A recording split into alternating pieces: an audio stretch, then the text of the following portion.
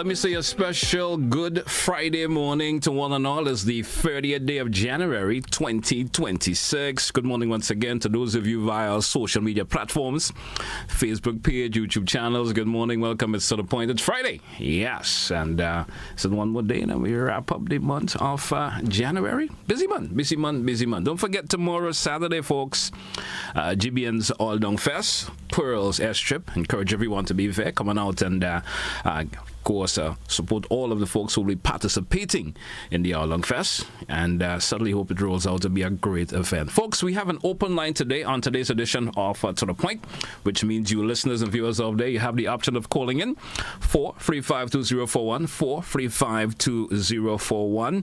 435-2041. The option is open this morning, but I do have something I wanted to ask, and it would also include you, of course, throwing in your own ideas in terms of whatever you would like to speak about. Feel free to do so. And what I would like to try to do, maybe I get your opinion, your feedback in relation to this.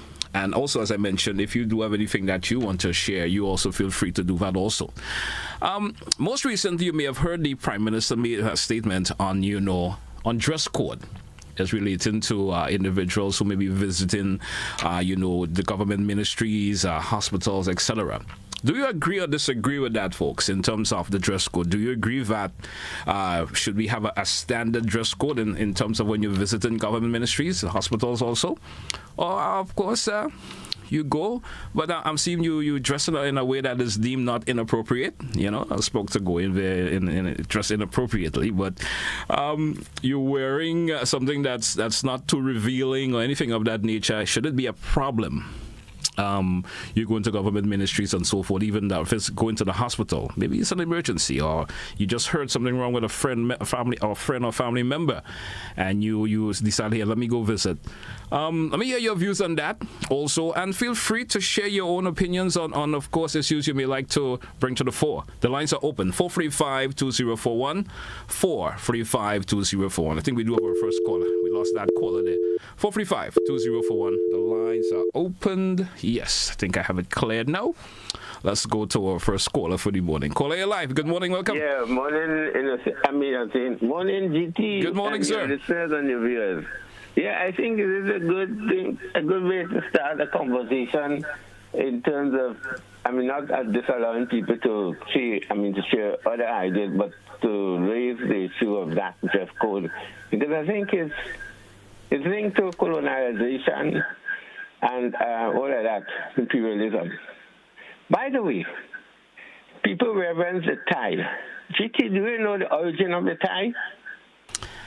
To be honest, I have never really put a lot of attention into it. Maybe I could do some research on it. But if you know, probably you could let me know. The tie was discovered in the battlefield. One of the French prince who wanted to overthrow his uncle also hired some Croatian mercenaries. They'd been mercenaries long time ago. And when they came to France, they had this thing around their neck. And people were fascinated about that. Hence the origin of the tie. And people reverence that as even though you don't have a tie, you're not going to heaven and all that nonsense. Anyway, but I'm saying that to say how we have tried to regiment people. We do that. In fact, one of the criminal things we do, we start with children. We put them in uniforms. What? Let me control my dissatisfaction. To me, it's ridiculous putting the children in uniforms. And then we go right to the end, even putting them in uniform when they're burying them. No, we have to give them jacket and tie. Now, I'm saying all that to say, a lot of things that have been imposed on us is inappropriate. It is not conducive to our environment, and so on. I'm not saying that people should be vulgar, but, there are many times people being turned away, and I think I'm one of those who, because I had a short pants. No, they're rich people. We have known certain rich people in Grenada who only thing they wear was short pants. They wouldn't depart from things, but ordinary person with a short pants, something wrong with it. I remember, GT, when I went to start studying in Trinidad in the 70s, and I saw, well, even before that, when I first went to Trinidad, I see police in short pants. It looked kind of ridiculous because I'm here, you don't associate big men with short pants. But the police in Trinidad had short pants. I think the first time we noticed that was Expo 69 when some of them came here. So, there's a lot of things we do after invasion. We try to put the children in GBSS in blazer, which is, something is wrong with us. We have to work toward and make agreements with each other that will be decent with one another. And of course, we have to help our people to become more hygienic because some of our people could be very unhygienic. So the whole thing about it, I'm glad that it's still some kind of conversation, and nobody should be the boss, especially if they're not indecently dressed from government institutions. Thank you for your Thank you for your contribution also. Call over WhatsApp, you're live. Good morning. Yes, good morning, GT. Good morning. How are you doing? Yes, I'm enjoying the cold, rainy morning. All right. Yes, right. Auntie Jojo is all for standards. Standards must be set. GT, I'm sure you have seen modern fashion. I could have on not me at my age, but a young person could have on a long pants. A young lady could have on a long pants, and it's see-through from the waist go down. And you're seeing that in town and things. There is confusion with the dressing. The young people are nice people. I love them. They love me. We hug up, but they need little guidance. They need to know what to wear to the beach, what not to wear to church. You're looking at some people in church with cocktail dresses, in funeral with cocktail dresses. Guidance they need, and that's what the standards will do. So set the standard and don't let them appear in places dressed any old how. Set the standard. Supermarkets down here in Grandlands have the standard to him. And a big sign stuck up there. Yeah. So I believe in standards. So, Mr. Prime Minister, we want to be careful with dashing away the standard. While we want to make it Caribbean to suit our weather, but we still must have a standard. Thank you, GT. Thank you. Appreciate your contribution. 435-2041, 435-2041. Let's throw up a conversation this morning. It's an open line, but of course, I just, bring my contribution to the fore. If you want to follow up on it or come with your own contribution, feel free to do so. We do have another caller via WhatsApp. WhatsApp caller, you are live. Good morning. Hello, good morning, Mr. GT. Thanks. Good morning to you, sir. I think, one size does not fit all. And I'm not talking about the size of the clothing. I'm talking about that colloquial saying. So I think one has to look at the context. I think it's important that we don't throw the baby in the water. And I don't think that an example for not having for dress code should be school children. I think there's been findings that show that having children, school children I'm talking about, wearing uniform adds some sort of value, community, foster community cohesiveness, so that kids don't, so for example, imagine there's no uniform for school children. And one set of school children, one child wants to go with a name brand shoe and name brand pants, and another one competing and creating pressure on the parents. And it's I think it's better, and you could identify school children when they're in town or other places when they wear the uniform for security purposes. So an intruder will have to disguise as a student to go into the school without the teachers recognizing that that's an intruder. And so when you have the school children wearing a particular uniform, someone comes to school and they're not dressed in that way, it's relatively easier to figure out that that's an intruder. So I think it can help prevent bullying, especially when there's competition for the latest style, and it helps from a security standpoint. It facilitates that by recognizing who is a student, who is not. So it's important that as we discuss that topic, that we don't include children in our demographics for that. But I think when it comes to other places, it depends. It's a community-driven stuff. We have airline pilots and flight attendants wearing particular uniform, the military wearing particular uniform. I think as it applies to showing up in a public place like a government place, then that's a separate issue. All right, thank you. Thank you. Appreciate your contribution also. We do have another caller. Caller, you're live. Good morning, welcome. Yes, good morning, GT. Good morning to you. Yeah, may I give please a little comment? I mean, dress code. I'm a child of the 50s. As Ms. Jojo says, you see things now and it bothers you, especially with the youth and even big people too. You have to wonder. Sometimes I see people in town, even the young men and all, lost with it. Although some of the young men had the pants below the bottom, but sometimes they well dressed, despite of the pants below the bottom, which I don't like. But they dress better than them women. You won't see a young man with a short piece of pants, quite up to showing all the necessary. But today you see young people and big people when you watch them from afar. You're seeing right through Africa, and you have to wonder. Number one, again, when I was a young person growing up, you had to have something, especially in the courthouse. I mean, they say it's colonial, they drop it. You have to have your hat to go inside the courthouse. No, everything thing. But you see, big people are something. Yes, you could work with something. Like if you want to go to the hospital or go to a government ministry, we have a lot of things now. You could have a show over and put it on your shoulder.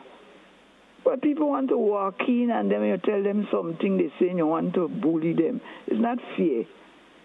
We live in a country that morality sometimes is true. Sometimes some of the morality was placed there through colonial time. This is a thing that we need to educate our people about. But what I hearing, I mean, I don't know if I hear right, but the morality, like if you go in a government place and they tell you about your thing, I don't know if it's right what I hear, that people should stand up for that. You're wearing a short pants. I mean, yeah, you could go with a short pants. But in a way, you know where you're going. You know you're going to the hospital. You don't have to wait till the person that is on the desk telling you can't go there. We understand. Sometimes we look for foreigners when they come. Somebody was saying, foreigners just walk there. We have to stay to our standards. Okay. Thank you very much. Thank you. Appreciate your contribution also. Caller via WhatsApp. Good morning, you're live. Good morning, GT, and good morning to your listeners. Good morning. Yeah, GT, I am all for standards. I'm probably old school because I was brought up by my grandparents, actually. But I don't see that we could dress any old how to go certain places. I mean, I don't see, for example, somebody walking into the Prime Minister's office in a vest, a sleeveless, and a three-quarter pants. I mean, that's not at his residence. But in an office, there are certain standards which I believe should be kept, and I would not support dressing anyhow to go in certain government buildings and so on, because even private establishments on the island, they have certain rules and regulations when it comes to dress. And I think we ought to keep our standards high. Thank you. Thank you. Appreciate your call also. We do have another caller. Caller, you're live. Good morning. Hello, good morning. Good morning to you, sir. My name is Telesford. Good morning. And how are you, sir? Doing great. Nice taking my call, sir. Mr. Telesford, I want to say something this morning. Now, I know you. You might know me, pick me up right now, but I know you. Right. And you're growing up days, and didn't we have a dress code? Well, I as far as I know, yes, there was a dress code and still is a dress code. That's right. Now we get rid of the dress code system. You can't know who is grandmother. You can't know who is granddaughter. You can't know who is daughter.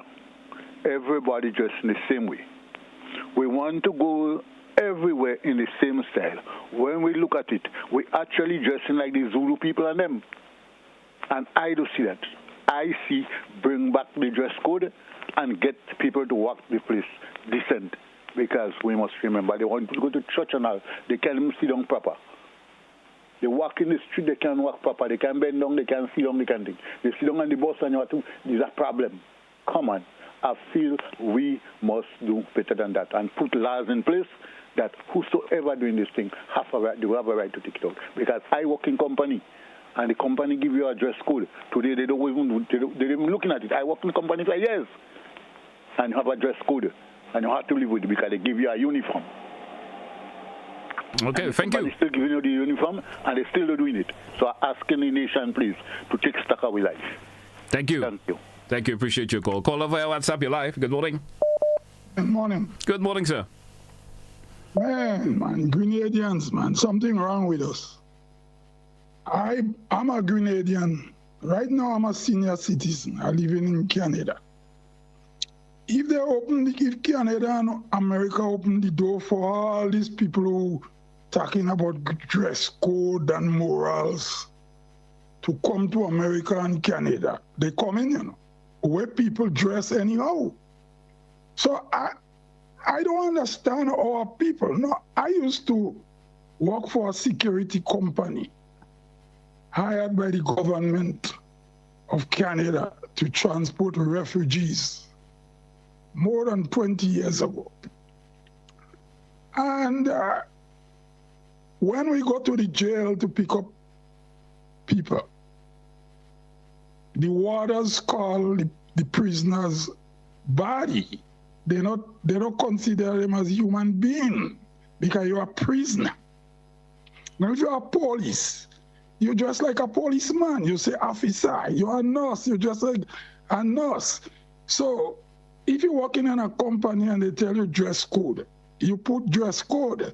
But in your daily life, the Caribbean is a very hot place. So I'm not no big time NDC supporter because sometimes NDC make a lot of nonsense. But if the government give people a little bit of liberalism how to dress, what is that about? The Roman Catholic Church paying millions of dollars every year, you could look it up, to cover up sex abuse of kids. The priests and the nun and them dress in long gowns, long clothes. In the Middle East, the Muslim leaders dress in long clothes and they married 12 years and 10 years ago. They could buy them. Cuba is a communist country, but Cuba is very liberal in terms of dressing and love making, just as North America. I don't understand Grenadian people. Everything in Grenada is conflict. Two big buildings going up in Livera, everybody cussing how the building not looking good, why you building it up there for, and all them things, when St. Patrick's is the closest to the Grenadines to develop the islands for tourist money. Grenadians have a problem. We don't know what we want. We're just troublemakers. That's all I have to say. Thank you. Appreciate your call. Caller, you're live. Good morning. Greetings, Mr. Telesford. How are you? Doing good, sir. You know, Mr. Telesford, sometime when I sit down, laid back here and sound with my foot cock up and I hear certain things, I have to laugh at some of our people. What the hell does a building ever have to do with the way people dress in this here country? Sometimes I wonder. Anyway, let's go to the meat of the matter. Thank you very much for the opportunity, Mr. Just a brief statement on the issue related to the way we dress, our attire. Indeed, we live in a tropical country. Who afraid that? But Mr. Telesford, even the Bible, it is written, I think I read it, well, not when I say I read it, my little machine reads it for me. Modestly, the way we should dress, modestly. We've been directed on how to do it. But you see, style, copycat, transculturalization, watching what others do and we feel we can do it too and so on. Kicking decency out. At least it used to exist in this here country. You're going to church, you dress modestly and you go to church. At least clean, Sunday best. What is wrong with that? But you're going to a government office or you're going to... put on proper clothing. So you wonder, I heard this individual nominal prime minister make a statement. This chap has to be delusional. And I make absolutely no apology. He has to be delusional. What sort of standard is he giving the people of this, the children of this country? Dress how you want. So you're telling me now you're going into a government office, deliberately leaving home to go to, not by accident. If you have an accident, you have to go to the emergency in whatever state interest you are. But if you're going to a government office and they ask you to put on something with sleeve, he feels that's not right. You should put on your quote-unquote pum-pum shorts and go into government office and so on, your sleeveless, your vest and them kind. What sort of thing? Is that a way that a leader of a country should direct his words to the people of this country? Where you going down a tube? As a matter of fact, I think we're just around the curve in the tube. I criticize this gentleman because he's idiotic, he's stupid, he's ineffectual. He is not fit to lead this country because he's directing the country in the wrong way. When you indoctrinate the young people of this country to walk and as they want without any decency, what sort of leader is that? Come on, give him a break. This is as far as I would say on that for now. But I want to also mention this. About this John reference, let me be a little faster here, to a poem which we learned at school, 1808, it was an Englishman called Sir Walter Scott. He said, the poem begins and is always referred to because a powerful lesson. Oh, what a tangled web we weave, because force we practice to deceive. Deceit is a very serious thing. Deception is the mechanism and how you deceive. Deceitful are the people, and deceptive, powerful from the verb deceive. They lie to the people of this country openly, blatantly. For the time we've heard, well, of course, the election coming, so now is things are happening. The cliche word there, but you heard it a couple days ago in the news. The poverty level in Grenada is 34%. Did you hear that? I didn't say it. I heard it too. None of the infrastructural projects have been set up over the past couple of years have been successfully done. And the few that have been poorly done. The quality of the roads, that didn't start day before, started years ago. Because we've been ripped off on a daily basis in infrastructural work and so on. But why? And it started back then, it continues, because they're giving contracts to people who are not qualified. They're robbing the material and they're putting little or no cement in the jobs. They refuse to put steel. They're building things of poor quality and poor norms. So the trucks pass on the road with 4 inches concrete without proper construction and joints and otherwise, and it's destroyed. But they're not recognizing that. Why then you're saying things are happening in the positive or happening in the negative in this here country? Give me a break. Deceit, that is what it is. Look at what's happening in Caracol. Yesterday we heard it on the news. More than 200, just around 200 houses still needed to be constructed in Caracol to take the people out under the canvas. But they've been doing so much. And the money is spending, you know. Oh, what a tangle with what you see, they're exposed because of the incompetence, the ineptitude.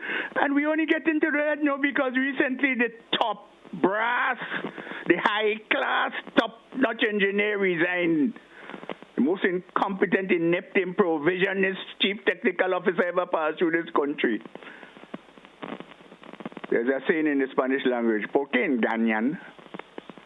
That means, why bluff? Have a nice day. Will you, Mr. Telesford, sir? Thank you, sir. Thank you. Appreciate your contribution. We do have another caller via WhatsApp. WhatsApp, you're live. Good morning. Yes, GTR code, because, people take all the context thing when people speak. When I spoke earlier, and I'm not trying to react, but if I'm putting in context, I spoke about putting infants in uniforms. Why you putting infants in uniform and you don't want them to dirty because they have to come spick and spank? We are regimenting our people even maybe from birth. The other thing, one of your callers talk about that looking like Zulu. What is wrong about Zulu? I mean, we have this misconception that anything that is non-European It's authentic. And anything, African or so is barbaric and evil. The thing about it is that we need to decolonize our mind. We talk about morality, but why is there so many of us who have half brothers and half sisters according to European language? Why it is that we are so much larceny and things? Where's the morality? I mean, we had to become serious. Our mind is colonized. We still use the colonizer's language. That is the first thing. We have to emancipate ourselves from mental slavery. And while I'm not promoting indecency, people, the same people who are talking about indecency are the ones who are doing it. Thank you. When Carnival come and they behave irresponsible, the same people who talking. Thank you. Thank you. Caller alive, good morning. Of course, this caller will be my caller before the break. Good. Let's hear from you, caller. Yes. Just want to support the Prime Minister. I think people are going too deep into what he says because I am returning back to Grenada, and I go to the banks, I go to business places, and those girls, their clothes, and even the men, their pants and their skirts are so tight they could barely move. So I had a situation when my mom was in the hospital. I came from the plane to the hospital, and I couldn't go up because I was wearing a sleeveless, and all because it was hot. All I think the Prime Minister is trying to say, dress decent to go to places. I think that's all he's trying to say, dress decent. All this rhetoric they're coming up with, pum-pum shots, this, that, and the other, that is not needed when you're going to do business. So we need to cut it and dress decent. That's all I have to say. Thank you. Thank you, caller. I appreciate your call. We drew for a break. Let's take it when we come back. We continue the conversation, folks. Stay with us. Don't forget, tomorrow, Saturday, folks, all roads leads to Pearls Airstrip, GBN's All Long Fest. I inviting one, I inviting all. This Saturday, we going to have a ball. Anything Sensei, it's the best. So I inviting you, come to Oil Dung Fest on the Pearls Strip Saturday for sure. Come and eat your belly full. 13 competitors going for the prize, and this Oil Dung thing go be nice. GBN's Oil Dung Fest is proudly sponsored by Glen Spring Water, Grenville Credit Union, the Marketing and National Importing Board, Echo Blue Limited, Rush Distributors, Grenada Cooperative Bank, Grenada Paper Products, Hubbard's, Superb Distributors, and Grenada Motor Club. Guys, have you heard about the oil competition that's happening on the Post Airstrip? Yes, and we, the Time City students, will be there. It is hosted by the Grenada Broadcasting Network and their sponsors at 10 a.m. on the Post Airstrip. Don't hear it. Come out in the numbers and be there. Compete with us.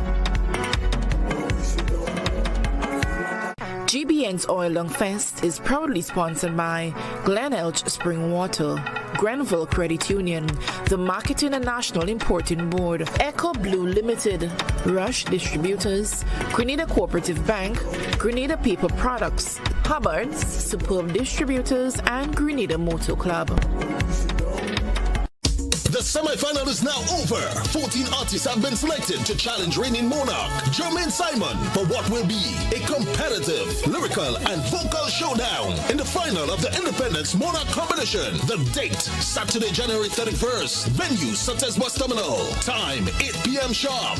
Admission absolutely free. On stage will be Akeda Lewis, Hits, Grenada, Michael Jackson, Quaco and Cheryl V, Teacher Eddie, IMG, Big J, Papa Jerry, Ken Joseph, Reggae Atmosphere, Samantha Dixon, Sour Sopan, Shamak Duncan, and Shireen Francis. Organize your transportation now. Rally your friends and be part of what promises to be one of the most competitive competitions to date. Will Superstar reign supreme? Time alone will tell. Saturday, January 31st, Sutters Bus Terminal, the Independence Monarch Competition Grand Final.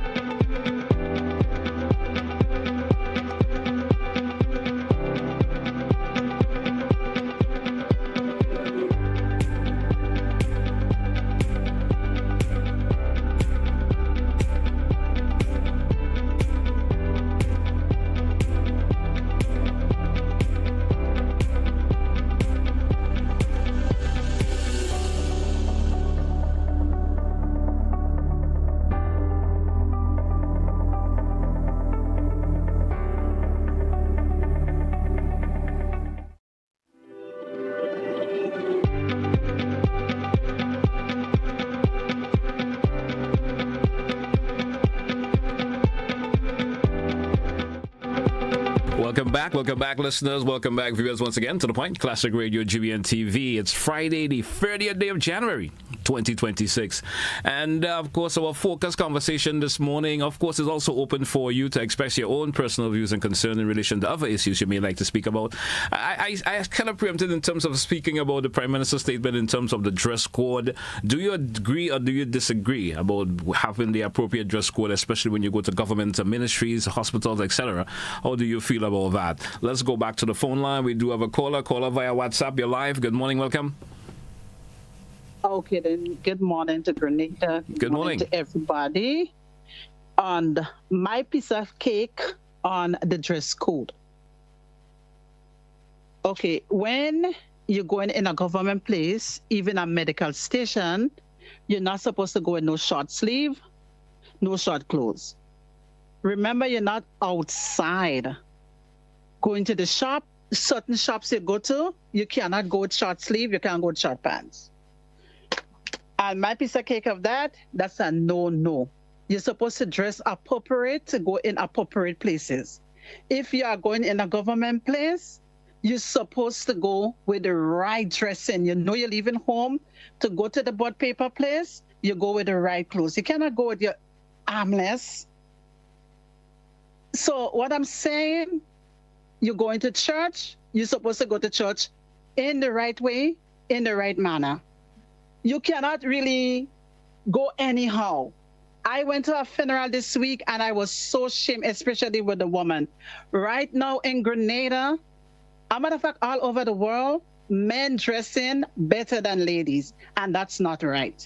Men supposed to be wondering what lady have underneath them or inside of them. So with my piece of take on that, your interest appropriate, don't attend to you. Thank you. Thank you, caller. We do have another caller. Caller, you're live. Good morning. Morning. Good morning, sir. Yeah, you have a difference between short pants and three-quarter pants. I don't see no problem if you go with a three-quarter pants in any government building to do any transaction or thing. I don't see any difference in the short pants with the three-quarter pants, but the short pants is a no-no. Yeah, difference between the short pants and three-quarter pants. Thank you. Appreciate your contribution, sir. Thank you so much. Caller via WhatsApp. You're live. Good morning. Good morning, GT. Good morning, sir. How you doing, sir? Doing great. GT, last week you weren't on the program. Sen did the program for you. I was hoping for the whole week to get a chance to talk about something that was addressed very aggressively on the last week, as they say, Friday program. So I'm going to defer on the dress code issue, which I have very strong feelings about that, and it concur with a lot with what a lot of people are saying, contrary to what the Prime Minister is trying to advocate. Because that lady who called a while ago and saying that the Prime Minister is right in the sense, she does not understand what the Prime Minister is initiating when it comes to this thing. If you're going to break the dress code, fine. He's going to change the program, and so he's going to lower the standard. But I don't want. Caller, you there? Guess we lost the caller there. Let's try another. You with us? You back? Let's try another caller. Caller, you there? Good morning. Caller, WhatsApp. Good morning. JT, good morning. I think that you should be able to wear whatever you want. You can't judge people by what they wear. If I feel comfortable and I want to go into the office with a government office or anywhere with a short pants or so, I should not be denied. Of services. I think the people judging people about women, this and that. People wear what they want, what they're comfortable with. You don't judge a person by their clothes. So I think people should be able to wear whatever they want, and feel comfortable with it, and they don't have to be denied of any services. And I'm just saying, don't forget the oil down this weekend. I would be going, although I have a problem with my stomach early, I'll be supporting it. And after that, I'll be going to the Timberley Drummers in the south. And Saturday, 8 o'clock, I'll be going in the morning to Claudia Joseph sale. And I'll be attending all the activities. But the bottom line is that anybody can wear what they want. They shouldn't be denied of the services. Thank you. Appreciate your call. Caller, you live? We lost that caller there. Let's go back to the phone line. We do have caller. Caller via WhatsApp, good morning, you're live once again. We got a little bit of disconnection from you previously. Hope you're back. Yes, I realize. Well, you know, the Wi-Fi is a terrible thing in this country. I don't know what they're paying for in this country. But anyway, I wanted to address what was to quite an extent addressed last week. And it had to do with the appointment or the choosing of the new caretaker for the NNP party in the constituency in which Dr. Mitchell has been running for the longest while. Succession plan people have been complaining about. Here you have one, and a host of criticism came about.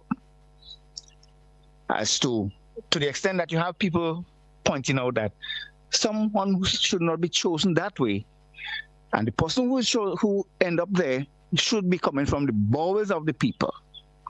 I want to address that and point out to people something that happened as it relates to the very prime minister we have now and the NDC party.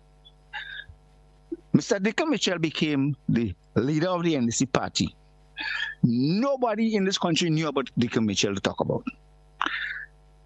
He came like an alien and dominated the situation in the NDC party. Listen to something that happened and how he became leader at the time. Somebody told me what happened. The convention was to be held the weekend, or Sunday as usual. That person who told me the story has been a stalwart of the NDC party for all the years.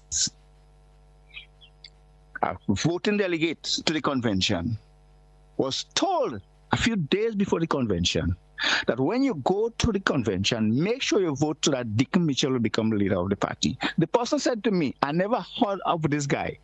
I've never seen this guy. A few days after, Mr. Dickon Mitchell became leader of the NDC party. Are you hearing me? Yes, I'm hearing you. We're listening. We're listening. Right. Yeah, because I want to know if I get caught off again. No, you're not. You're not. Go right ahead, please. Here we end up with a prime minister 8 months after a total unknown gave a set of promises. And he came into office with all the activities that he did that you could call immoral, deceitful, things that doesn't belong to our system and our culture.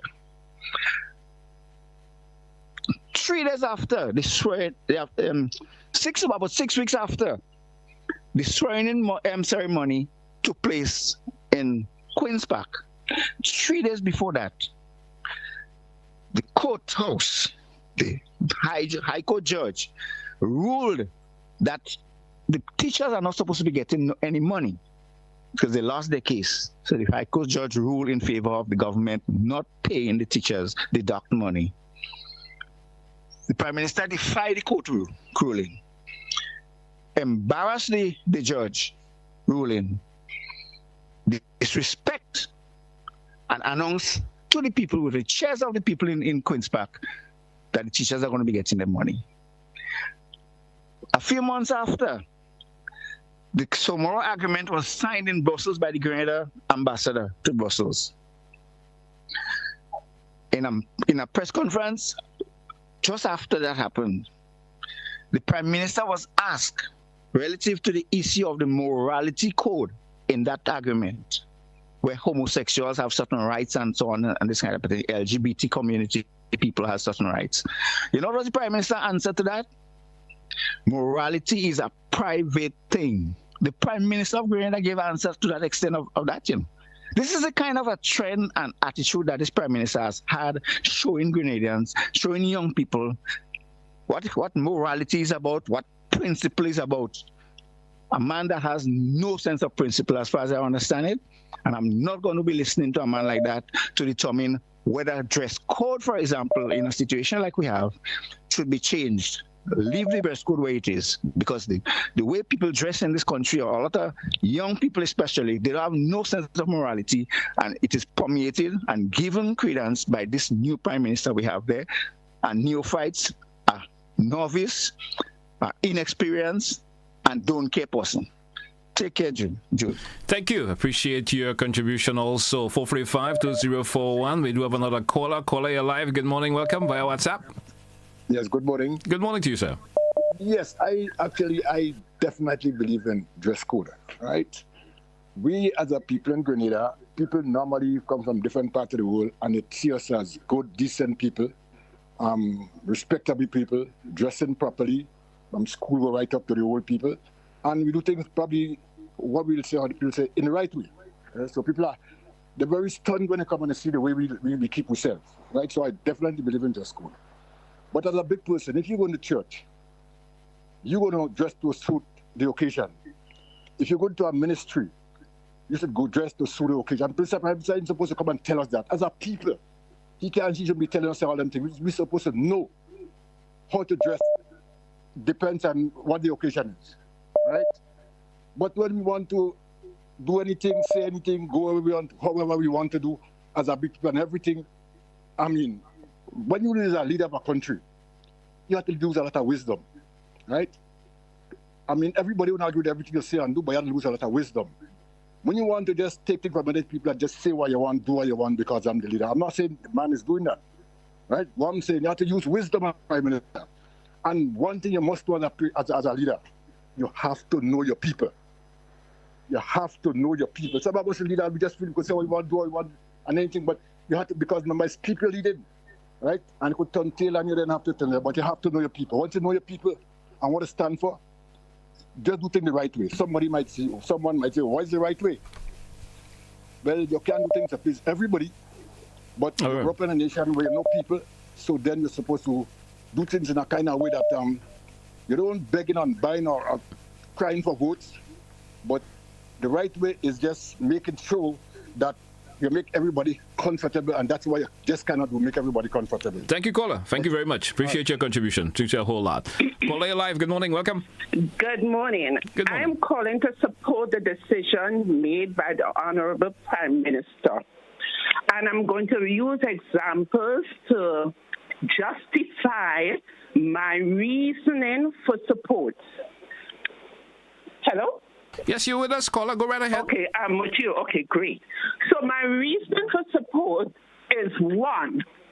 I can recall, right, there was an incident that happened where a lady was selling in the market. Her son met in an accident. She ran out of the market with a properly dressed, sleeveless dress. And she was denied of going to the hospital.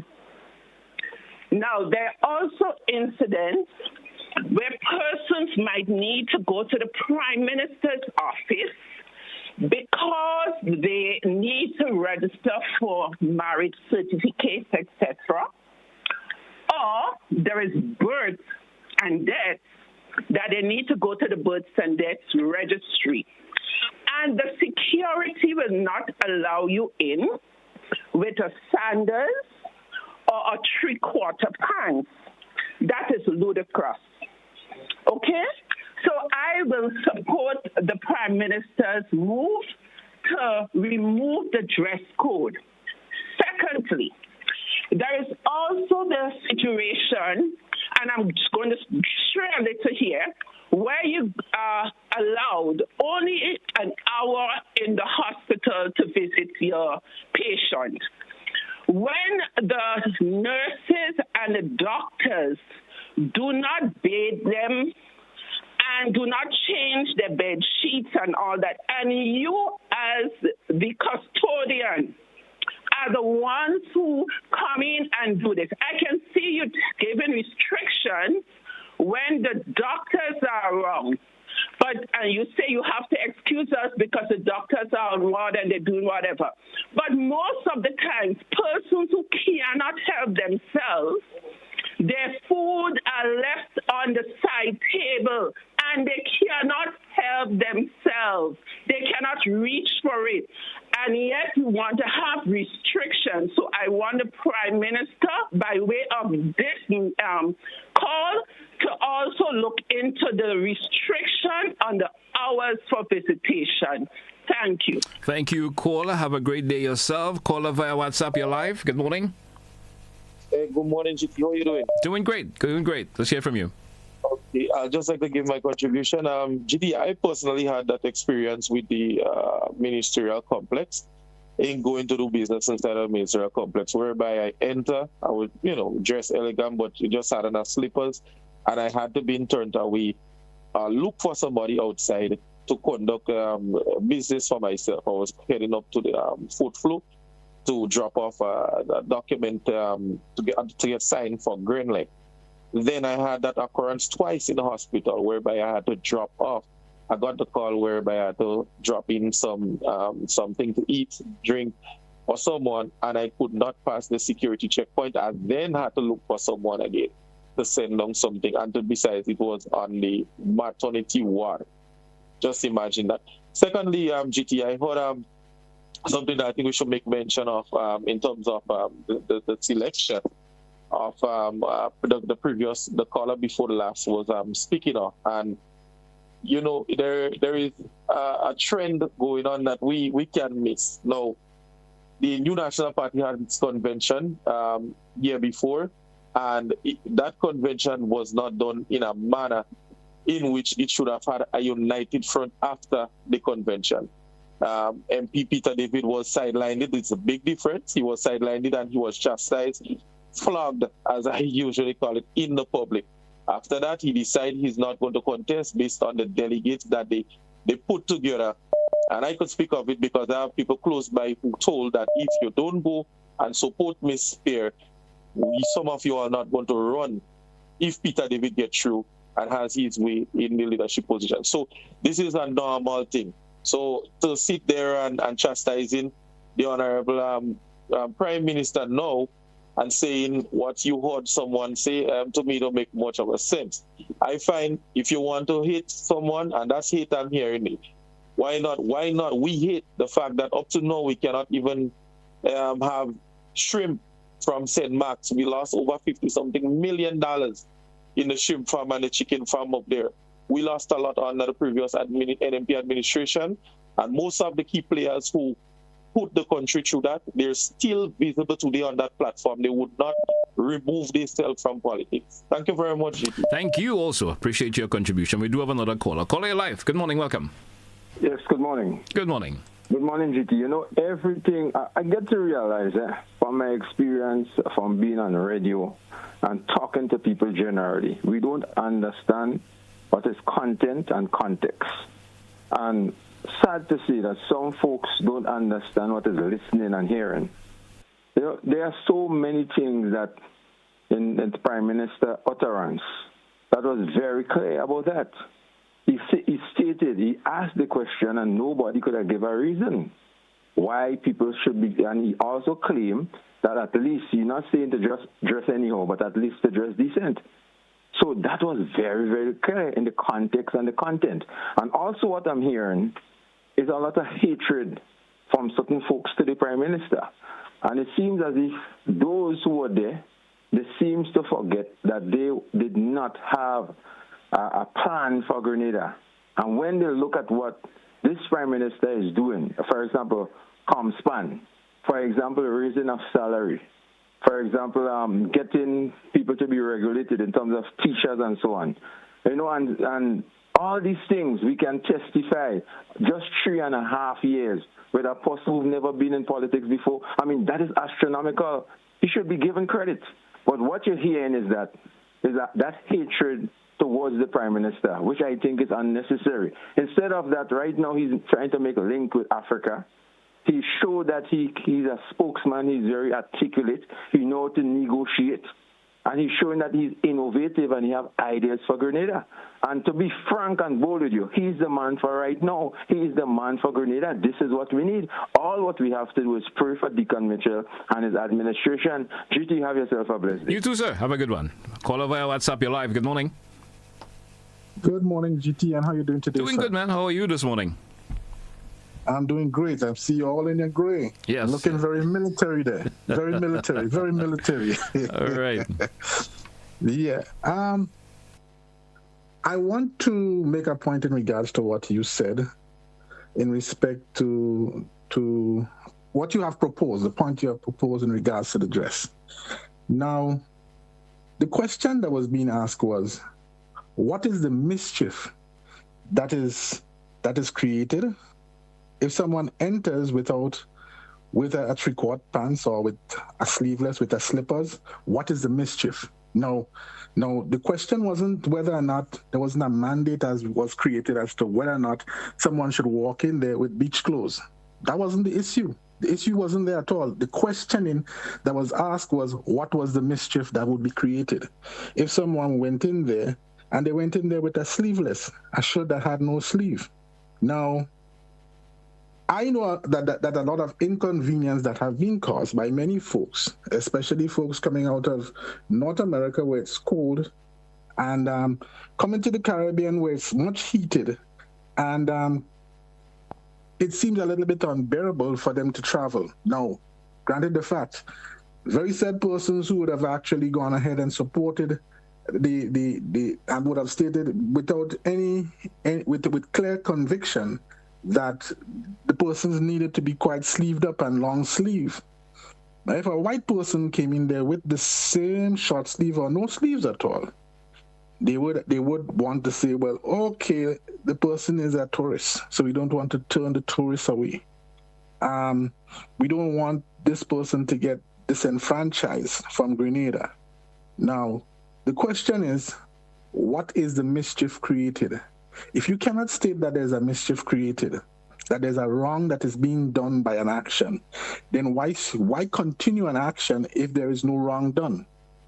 Now, unless you're able to say this causes that, then fine, bring the arguments or bring the proof that there is a wrong that is being done by a particular action, and then you can say this needs to be corrected.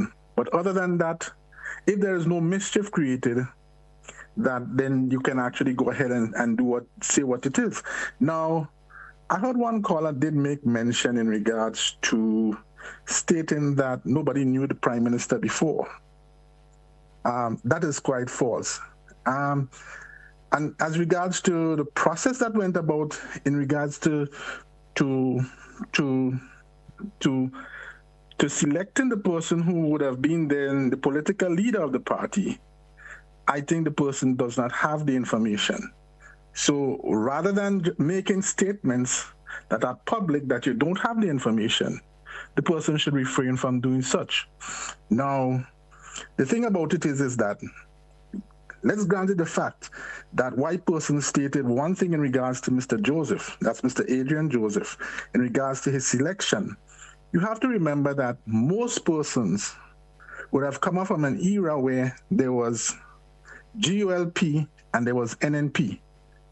And given the fact that most persons who would have not supported GULP would have known the inside out what are the rules of the NNP party. So it's quite frank to say that when people speak as regards to what transpired within the new National Party, it's because persons would have actually had a copy of the Constitution. They would have read the Constitution. They might have been a part of the new National Party prior to, or would have dealt with them in total. So persons need to understand what's the history, where's the context, how do you deduce where you want to go from one part to another, rather than making statements that seems to be just high-handed and over the edge.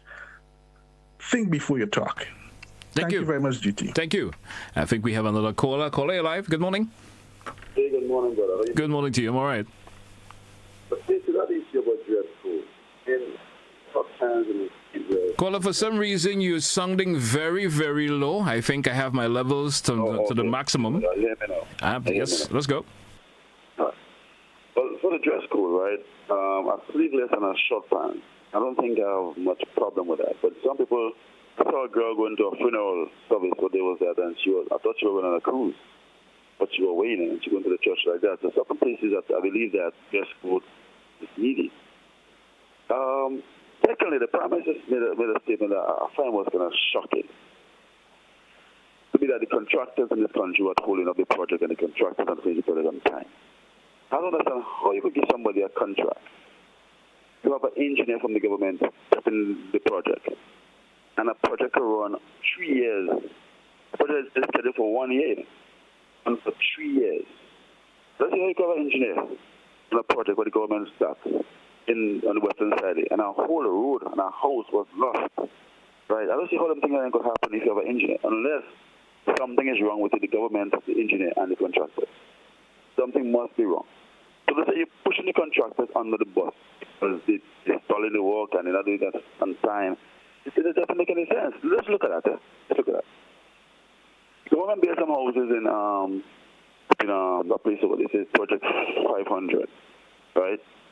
Now, when you want to know how much a house costs, you get the square foot of the house, right? And you multiply it by $400. I think physical planning your contractor to charge. So let's say a house that is 30 by 30 multiply, give you about, and then you multiply 400 by that, it might give you about $350,000 per house. Most of the houses might cost about $300,000 or $350,000. How does 17 houses that cost around that come up to $17 million?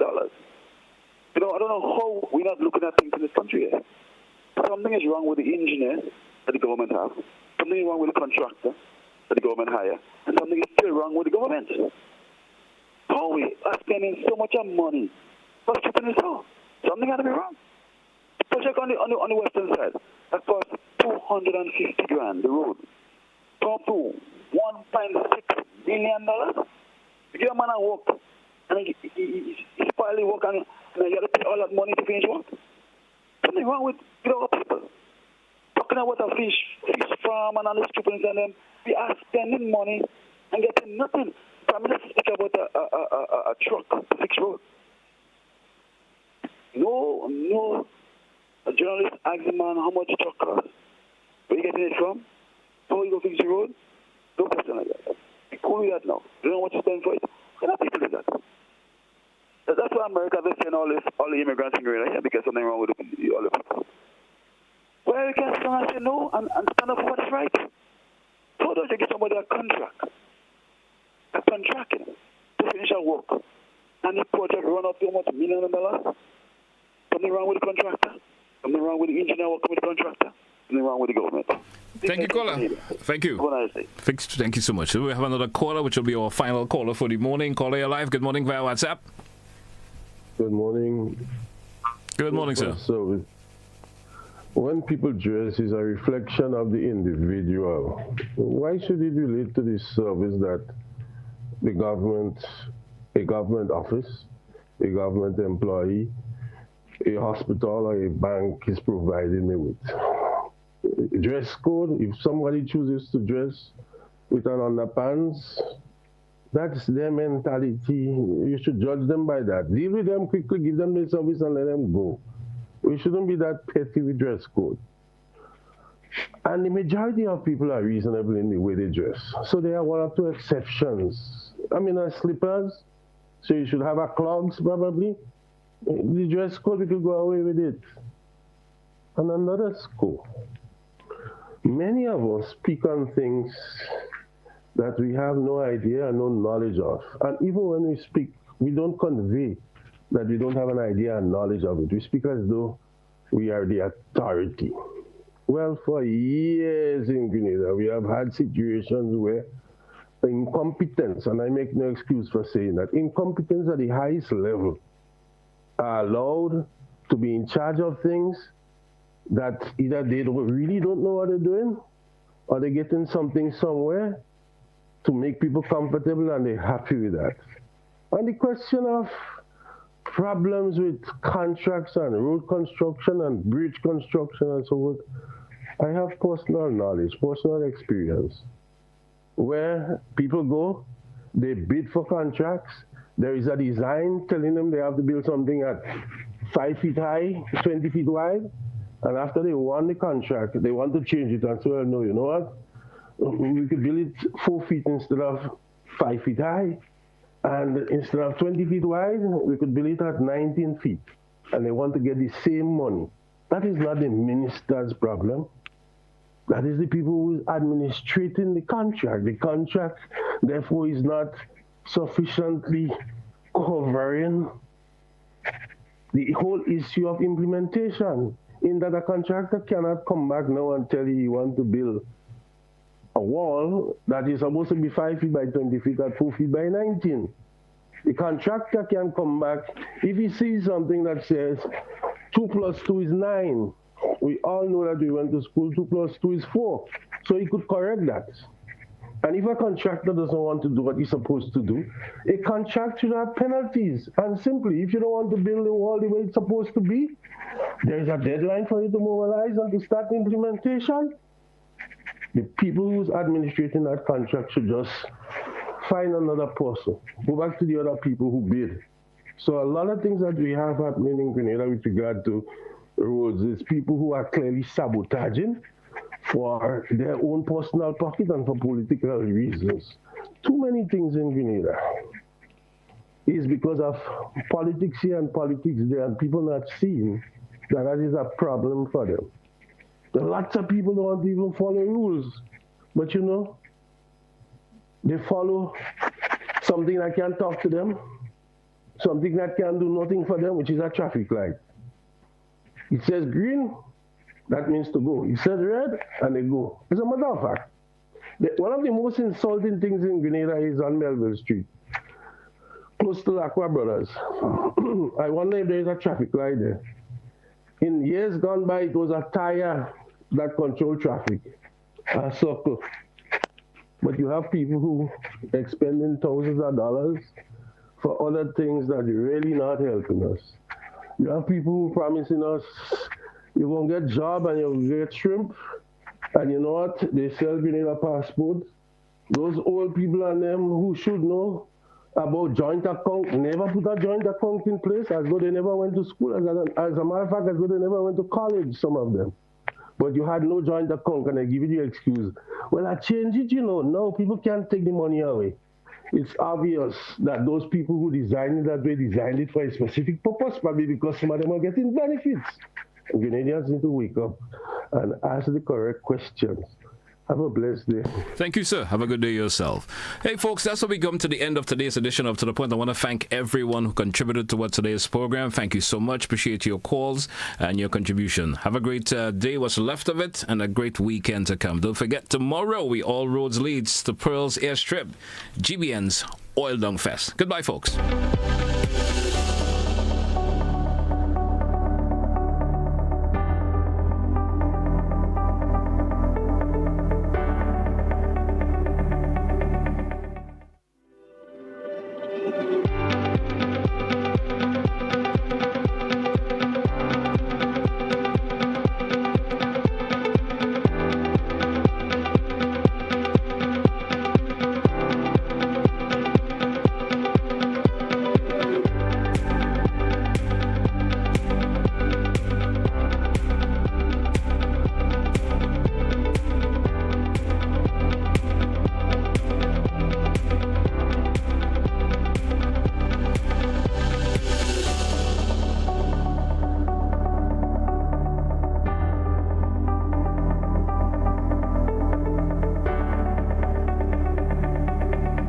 My name is Liselle Walcott.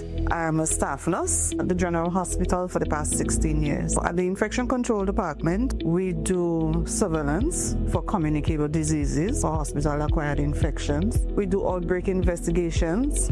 So any issues we have, we would investigate it, find out the cause, and we would do recommendations and interventions to all relevant departments. Thus far, with Mount Sinai, we are looking at ways of improving hand hygiene. Hand hygiene has been proven to be one of the most important practices you could do to break the chain of infection. Working along with